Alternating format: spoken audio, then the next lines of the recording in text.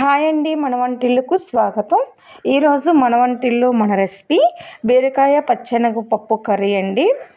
ఇది రుచే కాదు, హెల్త్కి కూడా చాలా మంచిది. బీరకాయ కూర చాలా బాగుంటుంది, చాలా మంచిది కూడా. మీరు కూడా తప్పకుండా ఈ విధంగా ట్రై చేయండి. పచ్చెనగపప్పు కాంబినేషన్లో బీరకాయ కూర సూపర్గా ఉంటుందండి. అయితే చాలా ఈజీగా రుచికరంగా ఉండే ఈ బీరకాయ పచ్చెనగపప్పు కర్రీని ఎలా చేయాలో చూద్దాం. ఈ కర్రీ రైస్లోకే కాదండి, చపాతీలోకి రోటీలోకి కూడా చాలా బాగుంటుంది. అంతేనండి, ముందుగా మనం ఈ కర్రీని ఎలా చేయాలో ఈ వీడియోలో అయితే మీకు నేను చూపిస్తాను.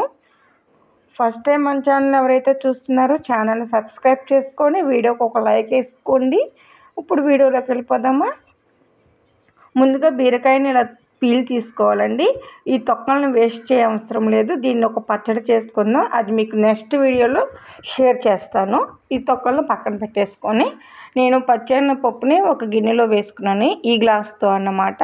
మీరు కూడా ఎంత క్వాంటిటీ కావాలో అంత క్వాంటిటీతో మనం పచ్చెనగపప్పుని ఒక అరగంట లేదా గంట ముందు శుభ్రంగా కడిగి ఇలా నానబెట్టుకుంటే తొందరగా కర్రీ అనేది బాగుంటుంది. అరగంట తర్వాత పప్పు నానిపోయినాక ఇలా స్టవ్ వెలిగించి స్టవ్ మీద మనం పప్పునైతే ఉడకపెట్టేసుకోవాలి.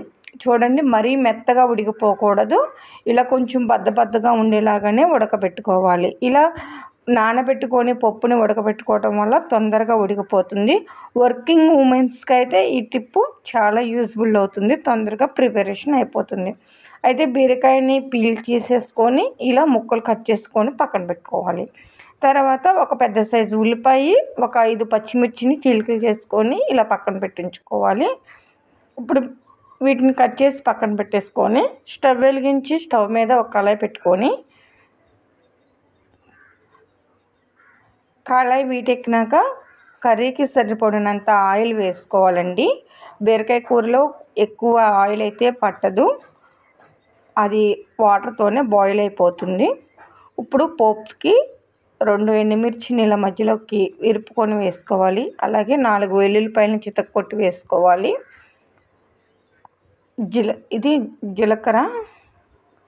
పోపు దినుసులన్నీ. తర్వాత ఆవాలు ఒక హాఫ్ స్పూన్ జీలకర్ర,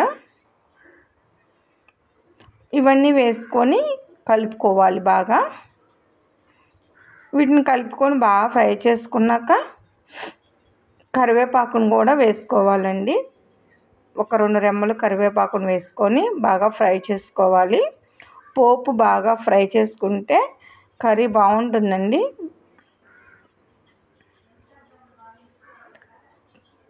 పోపు ఫ్రై అయిపోయినాక మనం కట్ చేసి పక్కన పెట్టుకున్న ఆనియన్స్ని కూడా వేసుకొని ఫ్రై చేసుకోవాలి.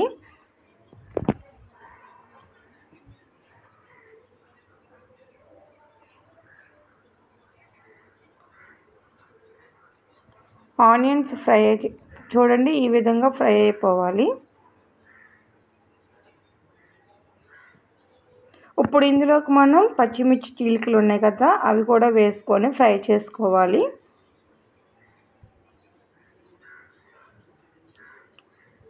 జస్ట్ పచ్చిమిర్చిని అలా ఫ్రై చేసుకోవాలి.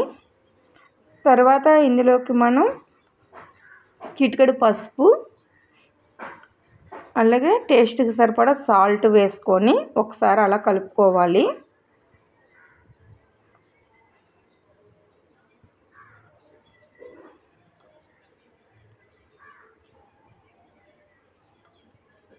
ఇప్పుడు మనం బీరకాయ ముక్కలను వేసేసుకోవాలి.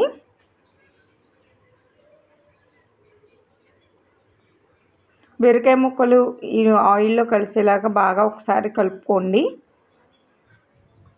చూడండి, ఈ విధంగా కలుపుకున్న తర్వాత ఇలా బాగా కలుపుకోవాలి. ఇలా కలుపుకొని మూత పెట్టేసి స్టవ్ మీడియం ఫ్లేమ్లో ఒక 50 మినిట్స్ కుక్ చేసుకోండి. వాటర్ బాగా వస్తుంది, బాగా కుక్ అయిపోతుంది ఆ వాటర్తోనే. చూడండి, బీరకాయ ముక్కలు మొత్తం అయితే ఉడికిపోయాయి ఒక 50 మినిట్స్ తర్వాత. అలాగే ఒక హాఫ్ స్పూన్ అల్లం వెల్లుల్లి పేస్ట్ కూడా వేసుకోవాలి.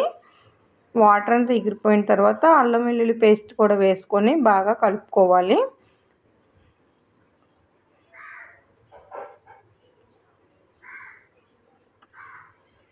ఇప్పుడు ఇందులోకి మనం పచ్చెనగపప్పు ఉడకపెట్టుకున్నది కూడా వేసుకొని ఇలా కలుపుకోవాలి. మూత పెట్టేసి ఈ పచ్చెనగపప్పుని కూడా ఒక 10 మినిట్స్ స్టవ్ మీడియం ఫ్లేమ్లో ఉంచి కుక్ చేసుకోండి.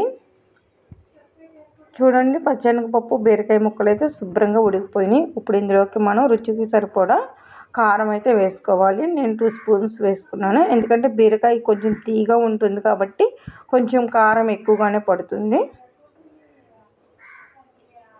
కారం వేసుకొని బాగా కలిపేసుకోవాలి.